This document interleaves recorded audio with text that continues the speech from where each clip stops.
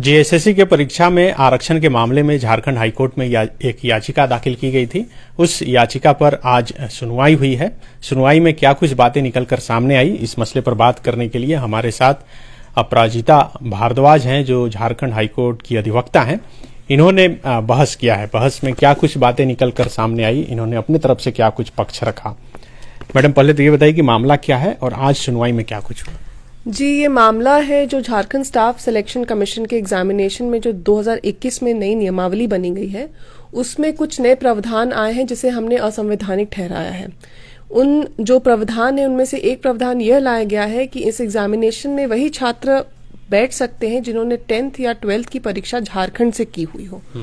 और दूसरा एक प्रावधान था जिसे हमने कहा है कि वो गलत है कि उन्होंने हिंदी और इंग्लिश, जो मेन दो भाषाएं जो बोली जाती है हमारे स्टेट में, उसको हटा दिया गया है रीजनल लैंग्वेज से, पत्र 2 से, और बाकी रीजनल लैंग्वेजेस को रखा गया है। तो यही हमारा कहना था, जिसे हमने कहा था कि ये न केवल गलत है जबकि असंवैधानिक भी है। उसी पे कोर्ट ने इस मामले की पहली बार सुनवाई की थी आपको 1 दिसंबर 2021 को, जिसमें कोर्ट ने 3 हफ्ते का टाइम दिया था सरकार को कि वो अपना शपथ पत्र दायर करें और कहें कि किस बेसिस पे इस डिसीजन को लिया गया है। तो 3 हफ्ते गुजरने के बाद आज भी काउंटर एफिडेविट, जो हम लोग कहते हैं शपथ पत्र, वो दाखिल नहीं किया था। और जो 21 तारीख थी जब उन्हें काउंटर एफिडेविट फाइल कर देना चाहिए था, उस ना करते हुए वो 22 से सारे विज्ञापन को प्रकाशित कर देते हैं। तो हमने ये भी कोर्ट को दिखाया कि किस तरीके से इन लोगों ने मैटर को डिले करने की कोशिश की है। उस पे कोर्ट ने कड़ी नाराजगी जताई है इस मामले में और कहा कि ऐसे मैटर को आप हल्के में और नहीं ले सकते हैं, और कहा कि क्यों ना आप अगर काउंटर एफिडेविट नहीं फाइल कर रहे हैं तो क्यों ना हम सारे विज्ञापन को स्टे कर दें। उस पे उन्होंने रिक्वेस्ट किया, सरकारी वकील ने रिक्वेस्ट किया कि उन्हें एक आखिरी मौका दिया जाए जिसमें वो शपथ पत्र बिल्कुल से दायर कर देंगे, और उन्हें एक आखिरी मौका देते हुए ये मैटर की सुनवाई को 8 तारीख के लिए रखा गया, 8 फरवरी को। मतलब 8 फरवरी तक अब सरकार की तरफ से, जेएसएससी की तरफ से जवाब दिया जाएगा इस मामले में, शपथ पत्र। जी, 8 तारीख रखना इसीलिए भी इम्पोर्टेंट है क्योंकि विज्ञापन जो निकले हुए हैं, कई विज्ञापन के तो डेट ही पार कर गए, चूंकि कोर्ट ने अपने पहले सुनवाई में एक प्रोटेक्शन दिया था कि जो भी ये परीक्षा में बैठते हैं, जो भी परीक्षा का रिजल्ट होता है, will be subject to the final outcome of the writ petition. लेकिन हमने आज कोर्ट को यह बताया कि ये प्रोटेक्शन हमें उतना बेनिफिट नहीं कर रहा है, क्योंकि इसकी वजह है कि चूंकि हम फॉर्म ही नहीं फिल कर पा रहे हैं, हम एलिजिबल ही नहीं है, इस वजह से ये प्रोटेक्शन अगर मिल भी रही है तो ये हमें फायदा नहीं दे रही है। इस वजह से जो 2 विज्ञापन ऑलरेडी आए हुए थे उसकी डेट पार हो चुकी है। आखिरी विज्ञापन की जो डेट है वो 14 फरवरी को लास्ट डेट है फॉर्म सबमिशन करने का, जो तीसरी एडवर्टीजमेंट आई है। इसीलिए कोर्ट को हमने वो अर्जेंसी बताई, तो कोर्ट ने उस अर्जेंसी को देखते हुए 8 तारीख का डेट फिक्स किया है कि उस तारीख तक बहस हो जाए। मतलब नियोजन को लेकर सरकार ने जो नियम बनाया था, खास करके जेएसएससी से जो बहालियां होने वाली है, उसमें अब सरकार को अपने तरफ से कोई जवाब देते नहीं बन रहा है कोर्ट में। जी, कोर्ट ने इसकी रिकॉर्ड भी मांगी थी, ओरिजिनल फाइल रिकॉर्ड भी मांगी थी। आज कोर्ट ने बोला भी सरकारी वकील को कि आप अपने फाइल के नोटिंग से हमें बताएं कि किस बेसिस पे, क्या रीजनिंग, क्या लॉजिक है कि आपने सिर्फ उन्हीं को रिजर्वेशन दिया है। जैसे कोर्ट का यह भी मानना था कि जो यहाँ के लोग हैं, जो रिजर्व लोग हैं, वो लोग 10वीं और 12वीं की पढ़ाई बाहर कर सकते हैं, लेकिन अनरिजर्व लोग हैं वो नहीं कर सकते हैं।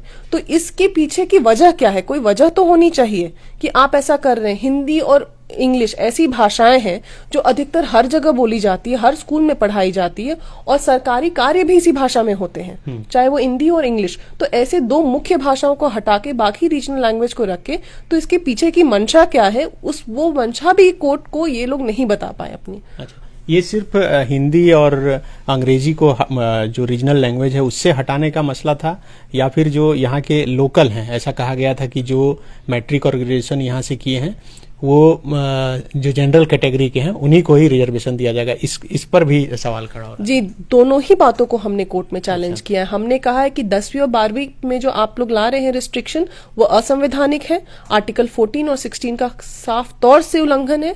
और दूसरी बात जो है आपकी, जो आपने इंग्लिश भाषा और हिंदी भाषा को हटा दिया है, वो भी गलत है। तो इन दोनों ही मैटर को हमने कोर्ट के सामने लाया है, और जब भी जो कोर्ट की सुनवाई होगी इन दोनों मैटर को सुनते हुए ही होगी। अच्छा, तो ये जो मैट्रिक और 12th वाला मामला है, इसमें कैसे आप लोग बता रहे हैं कि गलत है? क्या आप लोग क्या आधार दे रहे हैं? देखिए, आधार ये है कि जो आपका संविधान है वो ये कहता है कि जितने भी जो लोग हैं, सिटीजन्स ऑफ इंडिया हैं, उनको ये फ्रीडम है कि वो कहीं भी रहे, पब्लिक एम्प्लॉयमेंट में उनपे आपको डिस्क्रिमिनेट नहीं किया जा सकता है, उनको राइट टू इक्वालिटी दी जाती है, इस कॉन्स्टिट्यूशन ने उनको दिया है।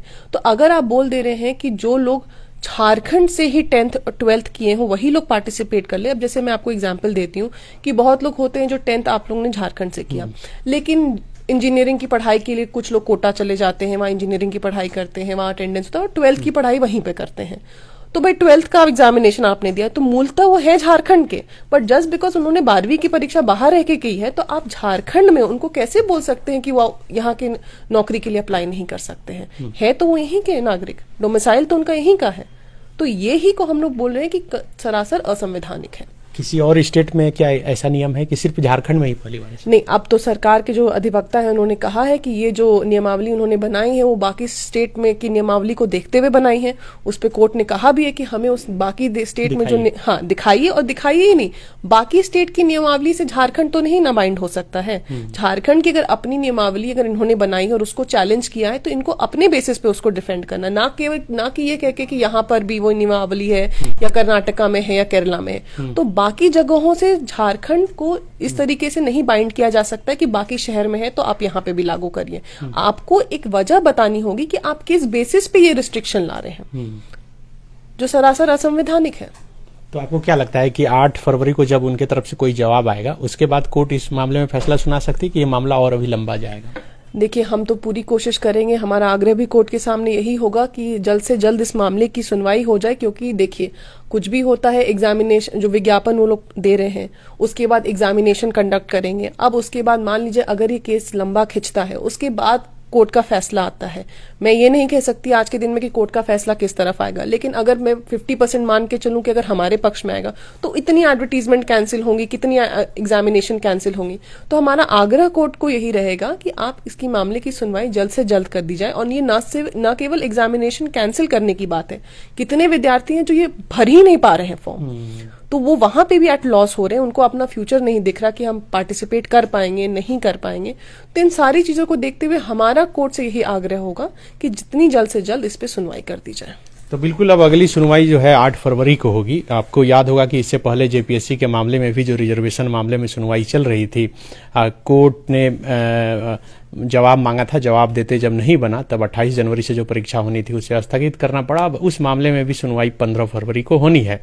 तो कुल मिलाकर कहा जा सकता है कि झारखंड में नौकरी के लिए जितनी परीक्षाएं होने वाली है या होने वाली थी उसमें कोई ना कोई विवाद खड़ा हो रहा है, और सरकार की नियमावली ही और नियम कानून ही उसमें दोषी पाए जा रहे हैं कोर्ट के हिसाब से, और यही वजह है कि ये परीक्षाएं स्थगित हो रही हैं। अब जेएसएससी के मामले में जिस तरह से सरकार ने कहा था कि उन्होंने एक नीति बनाई